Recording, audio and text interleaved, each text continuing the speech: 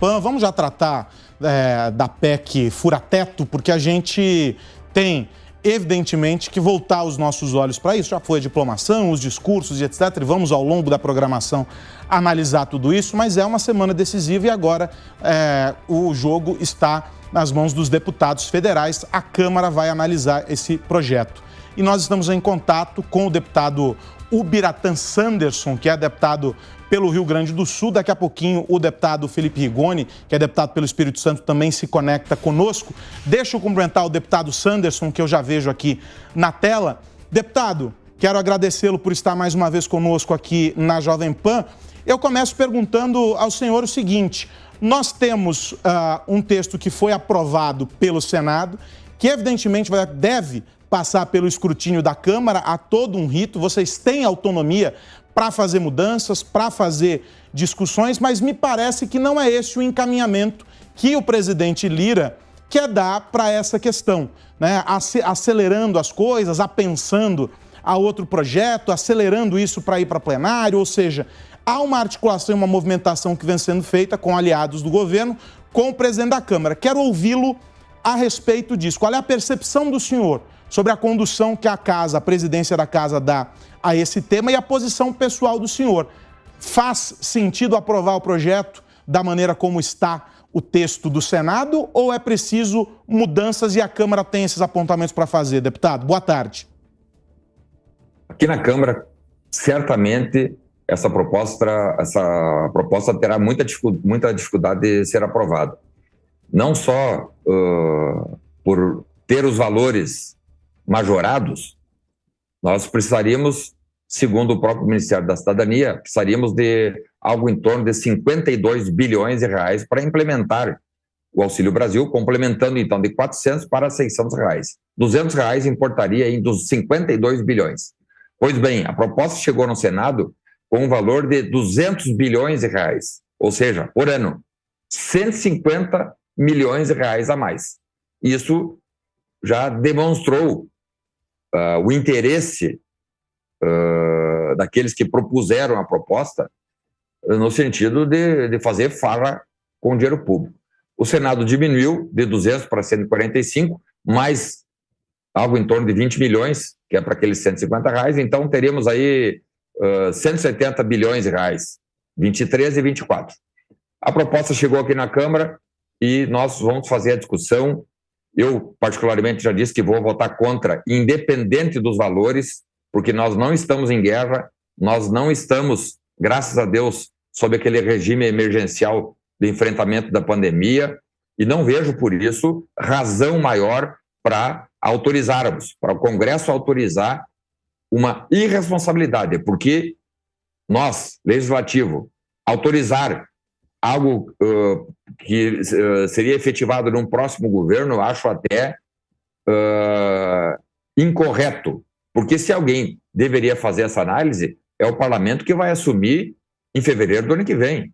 Vários deputados não estarão na legislatura do ano que vem, 39% não se reelegeram, e vemos aí uma pressa do PT, uma pressa dos articuladores de Lula e companhia, porque sabem que na próxima legislatura ficará muito mais difícil, porque a Câmara estará mais à direita e o Senado também mais à direita do que atualmente está.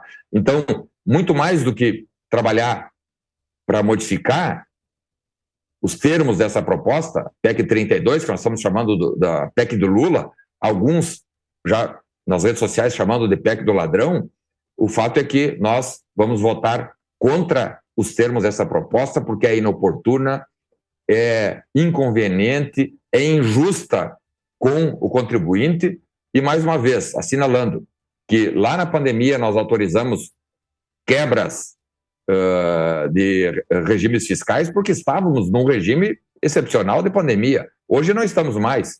O Brasil não está enfrentando uma guerra. Vivemos uma normalidade econômica, pelo menos. Mesmo com esse esgarçamento político, a economia caminha muito bem, inclusive, com inflação sob controle, com o número de empregos novos criados crescendo, com o PIB melhorando, com os números fiscais todos em dia. Então, indica, sim, que a Câmara vai cumprir sua missão acreditamos que os deputados não serão irresponsáveis no sentido de aprovar esse absurdo. Quero ouvir o deputado Rigoni, cumprimentá-lo já de pronto, deputado, agradecê-lo por nos atender mais uma vez e saber se o senhor compactua dessa visão do deputado Sanderson de que a PEC terá mais dificuldade na Câmara do que encontrou no Senado para avançar nos moldes em que o novo governo deseja. Bom, boa tarde, Carlos, boa tarde, Sanderson, um prazer enorme estar aqui com vocês no Prós e Contras. Eu acho que assim, a coisa mais importante sobre essa PEC, com certeza ela vai ter mais dificuldade na Câmara do que no Senado, por uma série de razões, e uma das principais é porque nós somos 513 deputados, né, e o Senado são 81 senadores, né? Então só isso já torna muito mais difícil qualquer tramitação. Agora, mais importante do que a gente entender se é 145, 198, 70, 80 ou 400 bilhões de reais, é entender qual vai ser a regra permanente de âncora fiscal que vai ficar depois disso. Tá? Então, é por isso que a gente que é mais fiscalista, como eu, fica falando o tempo todo de teto de gasto. Assim, o problema não é excetuar por um tempo ou um valor específico, é qual é a regra permanente. Porque se você simplesmente excetuar no teto de gasto 145 bilhões e deixar por isso mesmo, é um desastre fiscal, né? As projeções aí falam por si só. Você pode chegar a uma dívida em proporção do PIB de 92% em 4 anos, né? Isso é muito perigoso. Agora, qual vai ser a regra permanente que vai ficar? É isso que eu quero e discutirei, né, junto à Câmara de Deputados. Porque mais importante do que entender se precisa ou não dos 70, 80 ou 145 é que regra fiscal que nós vamos ter. Porque se ficar o teto fictício, que é o que está acontecendo hoje, não muda nada. E vai ter um problema fiscal muito sério. A gente precisa discutir qual a regra permanente, muito mais do que o valor, qual o valor que vai ficar fora do teto. Agora, de fato, o valor fora do teto está bem exacerbado, como diz o Santos. A linha do deputado Rigoni, deputado Sanderson, o que a gente teve nos últimos anos aqui no Brasil foram sucessivas tentativas, algumas melhor sucedidas, outras que acabaram não avançando, de reformas. E a gente conseguiu, de alguma maneira, apontar um caminho. O que a gente pode dizer é que, de algum modo, independentemente de propostas de reforma, aquelas que estão ainda nas mãos do parlamento para avançar e que por um sem número de condições acabaram não avançando, a gente joga fora, com o avanço dessa PEC que extrapola o teto, alguns avanços conquistados ao longo dos últimos anos e que criaram mecanismos importantes para dar sustentação e segurança para a nossa economia. A gente fica na mão de aventureiros e abre um precedente, quero ouvi-lo sobre isso, para que outros valores e outras exceções sejam também propostas com o passar do tempo. Não é verdade, deputado? Como que o senhor analisa isso? Pois é, e cumprimento o meu amigo Felipe Rigoni e dizer que, Rigoni, nós já vimos esse filme. Nós percebemos que algo provisório que se aprovaria, se Deus quiser não vamos aprovar, mas algo provisório, lá em 2024, fazem aquele chamamento, vamos renovar por mais 1 ano, por mais 2 anos. Então, a condição fiscal brasileira, que está hoje equilibrada, né, a equipe de Jair Bolsonaro fez com que as contas do nosso país fossem colocadas no azul, vão voltar a ser todas desarrumadas. Isso traz inflação, afugenta investidores que não virão para o Brasil, porque vendo que a farra voltará, ou que voltou, não vão querer investir no Brasil ou num país brincalhão, num país que não seja sério, né? Então essa é a nossa preocupação, né? Independente do valor, votaremos contra. Estamos conversando com vários deputados federais para que, primeiro, leem a proposta, essa PEC 32 de 2022, que está cheio de apelidos, e quando as propostas recebem apelidos é porque é algo do mal, né? Não dá para votar no afogadilho agora, faltando 1 semana para encerrar o ano legislativo, querer votar uma proposta dessa. E engraçado, meu amigo Felipe Rigoni e Carlos, assistentes aqui da TV Jovem Pan, que essa pressa toda não se tem para votar, por exemplo, o fim do foro privilegiado, não se tem essa pressa toda para votar a possibilidade da prisão após a segunda instância, não se tem essa pressa toda para votar a reforma tributária, e agora, né, no afogadilho, querem votar uma proposta que vai dar vida fácil num futuro governo Lula, porque com 150 bilhões a mais por ano, imaginem a farra que farão com dinheiro público. Só para terem uma ideia do tamanho desses 150 bilhões livres que Lula teria, o Ministério da Infraestrutura para esse ano teve para investimento 5 bilhões de reais. Para investimento, 5 bi. Eles teriam 150 bilhões em 23 e mais de 150 em 24, com possibilidade de renovação. Então, né, claro, respeitamos o voto de cada deputado, mas o deputado federal que votar favoravelmente a essa matéria está sendo leviano, irresponsável com o país como um todo. Eu queria a ajuda de vocês para que a nossa audiência pudesse entender o processo disso, não é?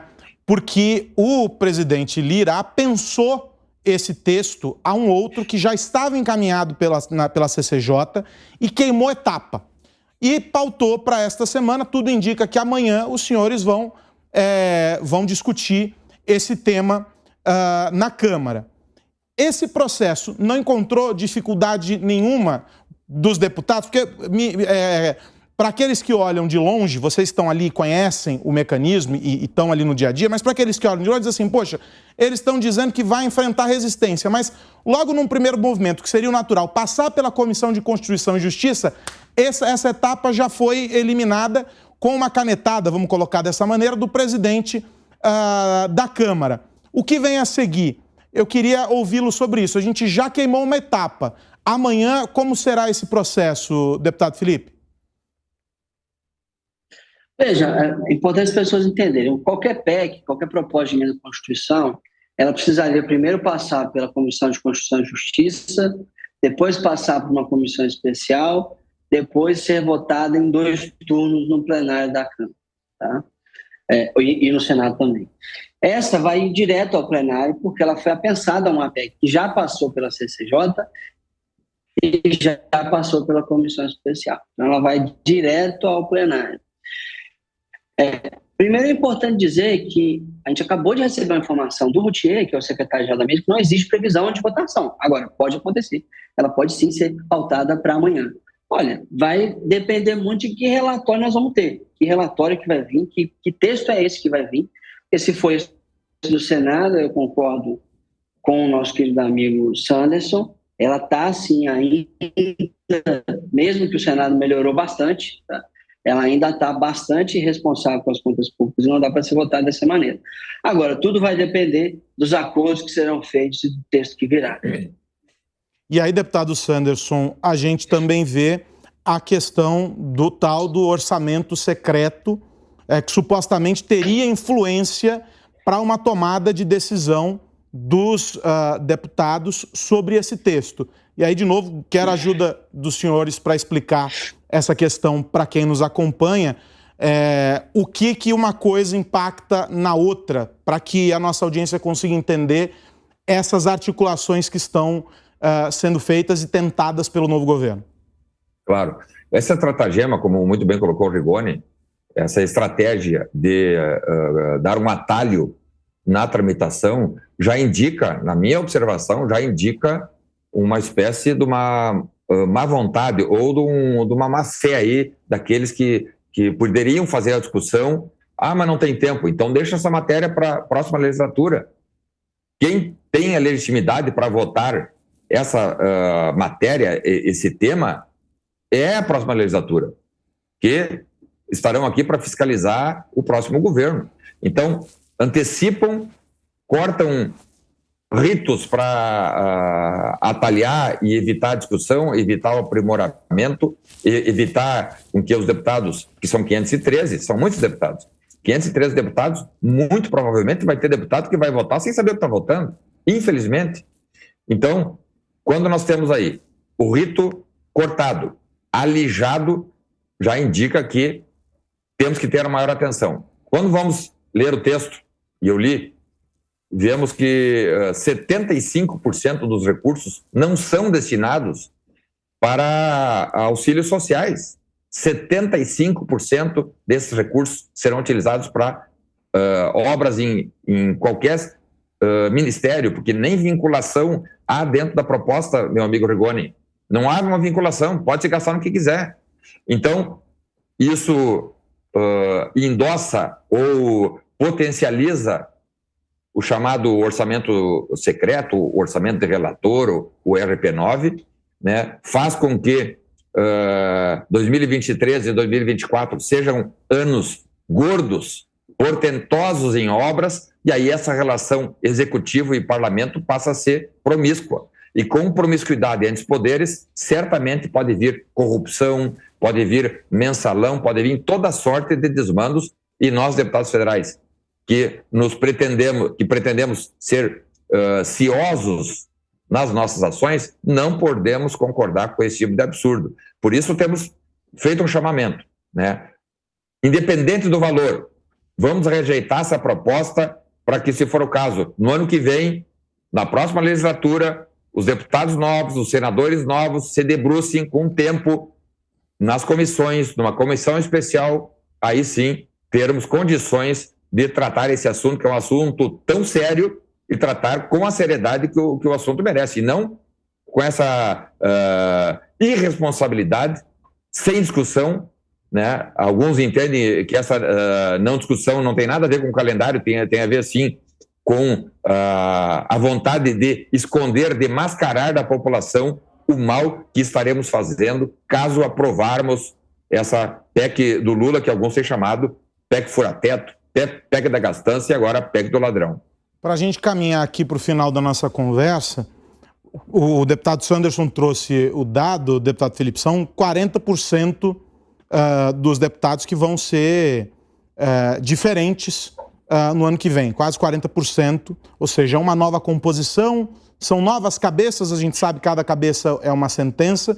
Essa eleição deu sinais muito importantes para a sociedade de quais são as mudanças, de quais são as novas perspectivas que o brasileiro quer, inclusive dentro dessa formação do Congresso. E a gente viu não só no Congresso, mas nas casas legislativas nos estados, a gente também viu essa mudança entre governadores e etc. O senhor acha que, diante dessa discussão, e ela está totalmente associada a essas outras discussões, como nós mencionávamos aqui, qual é o parâmetro efetivo para esse teto?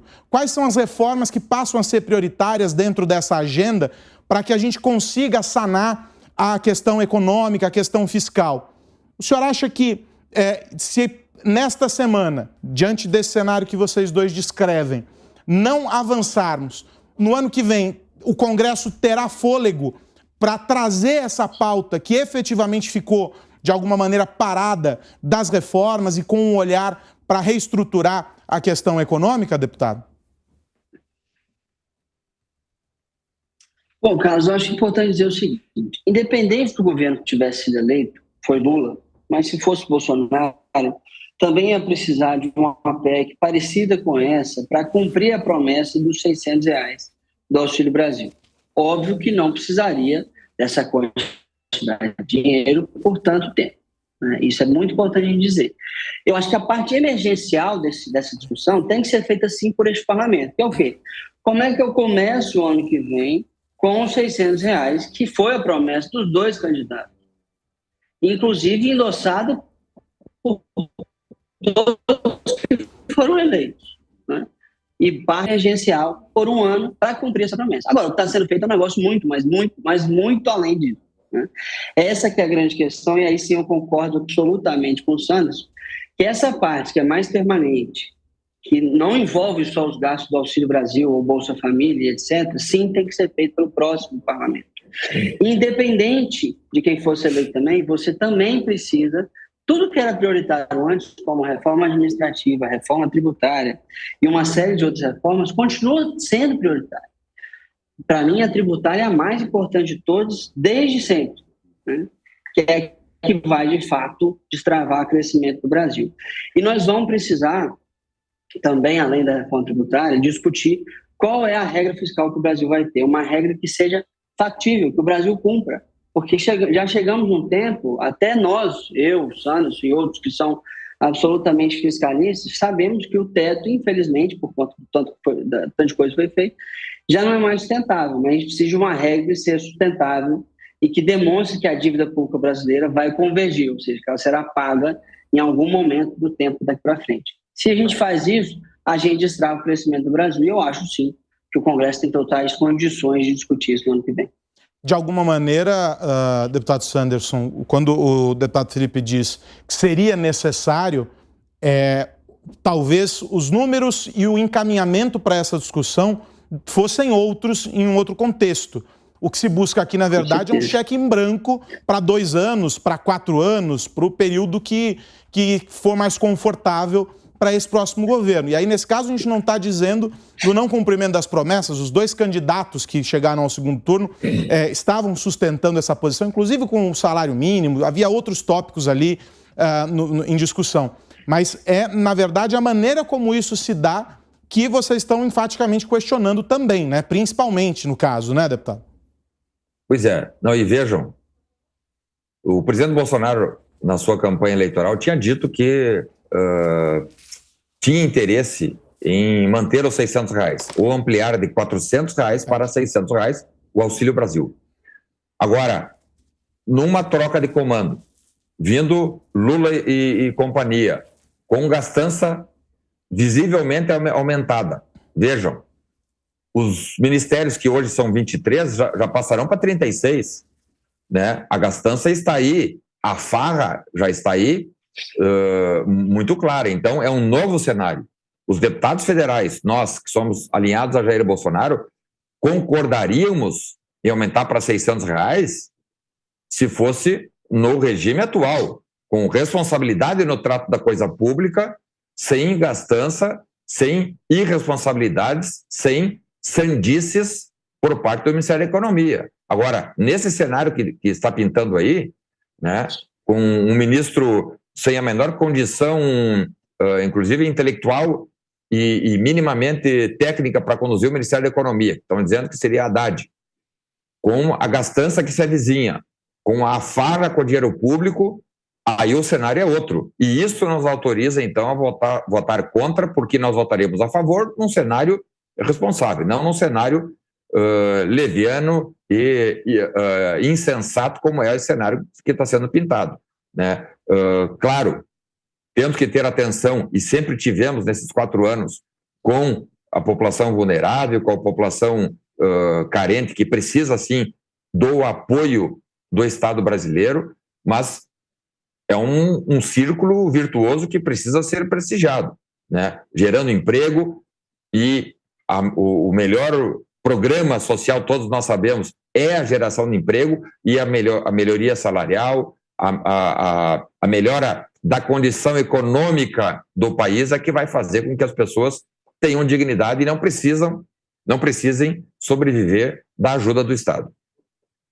Quero só trazer, antes de eu me despedir dos 2 deputados, a fala, e aí vou confirmar com o deputado Rigoni, de que vocês receberam a informação, o senhor disse numa das suas respostas, deputado, que receberam a informação de que não tem a perspectiva de votação amanhã ainda. É isso? Só queria que o senhor confirmasse para a gente. Eu recebi uma mensagem da Secretaria-Geral da Mesa dizendo que não há previsão de votação desta PEC ainda. Pode ser que tenha daqui a algumas horas, mas não há previsão da votação ainda. Tá ótimo. Então, até este momento, quase 4h20 da tarde, a gente não tem ainda essa definição. Quero agradecer o deputado Sanderson, o deputado Rigoni, que estiveram conosco aqui, elucidando essa questão, trazendo pontos importantes sobre a PEC fura-teto, que está em discussão na Câmara, e a preocupação deles com a responsabilidade fiscal. Deputados, muito obrigado mais uma vez por estarem conosco aqui na Jovem Pan, aqui no Prós e Contras. Um abraço.